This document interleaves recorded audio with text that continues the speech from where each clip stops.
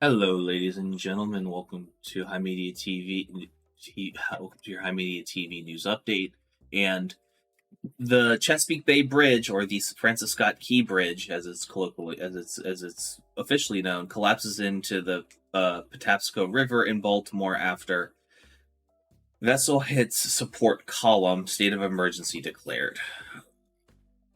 Baltimore's Francis Scott Key Bridge collapsed early Tuesday after a container ship struck a support column, sending at least 7 cars into the Patapsco River, launching a search and rescue operation, prompting Governor Wes Moore to declare a state of emergency. 2 construction workers were repairing potholes on the bridge at the time, one of whom was hospitalized and were rescued, and as of 10 a.m., there were 6 other workers unaccounted for, said Transportation Secretary Paul J. Wakefield.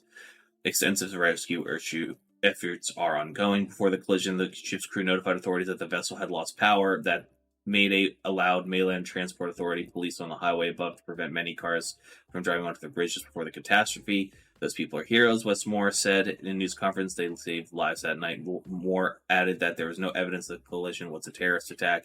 He vowed the bridge will be rebuilt, although he noted it was too early to estimate when or what cost. Then a news conference a few hours after the 1:20 a.m. collision, Baltimore Fire Department Chief James Wallace said authorities had detected the presence of vehicles in the water by using sonar. Water in the area was about 50 feet deep.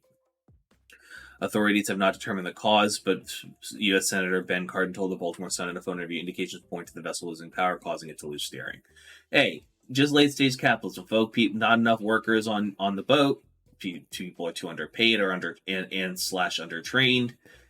It's just, I wouldn't be surprised if the result of this is the company that owns the barge just overworked, underpaid, undertrained employees because of cost cutting.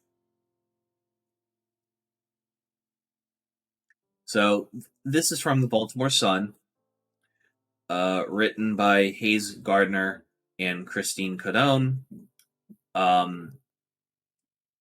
The only other thing I really want to say about this bridge collapse is that I'm originally from Maryland. I'm a Delaware boy through and through. I moved here when I was 9, but I spent I spent the first 9 years of my life in Maryland, and then another 4 going back and forth to visit my piece of shit father, who's now dead in the ground.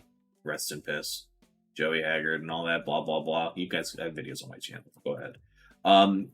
And when he moved to Baltimore and we were going across that bridge and shit, it always eked me the fuck out. I was always like you on about it. And this is a tragedy and it's very sad, but I will say it is nice to have my fears validated. Anywho, this is very sad. Let's thoughts and prayers and fingers crossed that they find survivors. Although, at this point, it might, given the water was something like 40 degrees when people went into it. At this point, it might just be a case of let's hope that they find the bodies so people can have closure. Ladies and gentlemen, this has been your HIMediaTV news update. I've been your host. Thank you so much for listening. Support the show at himedia.gg/tip. And I will see you guys next time. Have a good one.